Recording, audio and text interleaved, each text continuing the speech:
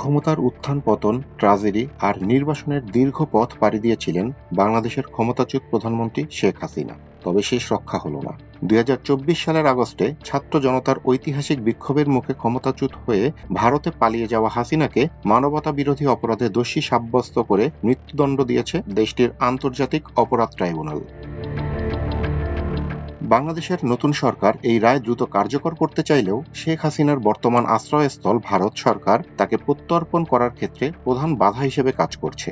এ যেন এক নাটকীয় পরিস্থিতি, যেখানে সাবেক এই প্রধানমন্ত্রীর ভবিষ্যৎ এখন দিল্লির কূটনৈতিক সিদ্ধান্তের উপর নির্ভরশীল।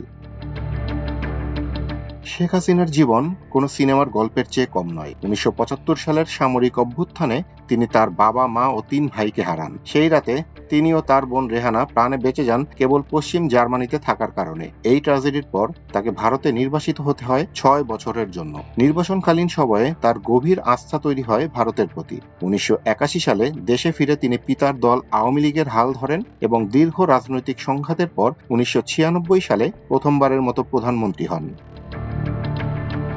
২০০৮ সালে তিনি যখন আবার ক্ষমতায় ফেরেন, তখন তিনি ছিলেন আরও কঠোর, কম নির্ভরশীল এবং দীর্ঘ সময়ের জন্য নিজের ক্ষমতা সুরক্ষিত করতে দৃঢ় প্রতিজ্ঞ। পরবর্তী ১৫ বছর তিনি কঠোরতার সঙ্গে দেশ শাসন করেন এবং শক্তিশালী অর্থনৈতিক প্রবৃদ্ধির যুগে প্রবেশ করেন। এই সময়েই তিনি ভারতকে গুরুত্বপূর্ণ আঞ্চলিক মিত্র হিসেবে সর্বোচ্চ সমর্থন দেন। ক্ষমতার ওপর শেখ হাসিনার নিয়ন্ত্রণ আপাতদৃষ্টিতে অটুট মনে হলেও তার শাসনামলে মানবাধিকার লঙ্ঘন এবং একদলীয় ব্যবস্থার দিকে অগ্রসর হওয়ার অভিযোগ ওঠে। ক্ষমতা দীর্ঘস্থায়ী করার জন্য তিনি দমন পীড়ন চালিয়েছেন বলেও অভিযোগ ছিল।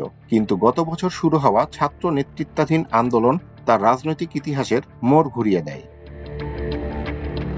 সরকারি চাকরির কোটা সংস্কার নিয়ে শুরু হওয়া এই আন্দোলন দ্রুতই তার পদত্যাগের দাবিতে দেশব্যাপী বিক্ষোভে পরিণত হয়। পরিস্থিতি নিয়ন্ত্রণে সরকার নৃশংস দমন পীড়ন চালালে জাতিসংঘের তথ্য অনুযায়ী প্রায় ১৪০০ জনের মতো মানুষ নিহত হন।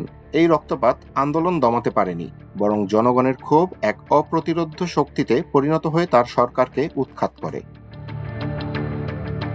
যে আন্তর্জাতিক অপরাধ ট্রাইব্যুনাল গঠনে একসময় শেখ হাসিনার সহযোগিতা ছিল, সেই আদালতেই তিনি হলেন মৃত্যুদণ্ডপ্রাপ্ত। তার বিরুদ্ধে প্রধান অভিযোগ বিক্ষোভকারীদের হত্যায় উস্কানি, ফাঁসির আদেশ এবং মারাত্মক অস্ত্র ব্যবহারের নির্দেশ।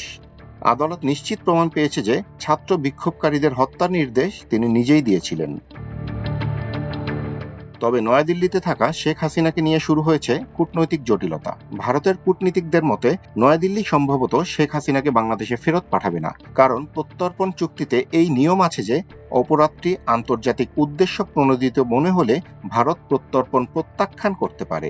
আরও গুরুত্বপূর্ণ হলো, ১ দশকের বেশি সময় ধরে শেখ হাসিনা ছিলেন ভারতের সবচেয়ে অটল আঞ্চলিক মিত্র, যিনি ভারত বিরোধী বিদ্রোহী গোষ্ঠী দমনে সহায়তা করেছিলেন। বর্তমানে নয়াদিল্লিতে রাজনৈতিক শরণার্থী হিসেবে শেখ হাসিনার জীবন সেই অর্ধ শতাব্দী আগের নির্বাসিত জীবনে ফিরে যাওয়ার মতো। এখন প্রশ্ন হলো, শেখ হাসিনার এই পতন কি একটি বিষাক্ত যুগের সমাপ্তি, নাকি কেবলই অনিশ্চিত এক নতুন যুগের সূচনা? মাল্টিমিডিয়া ডেস্ক, আমার দেশ।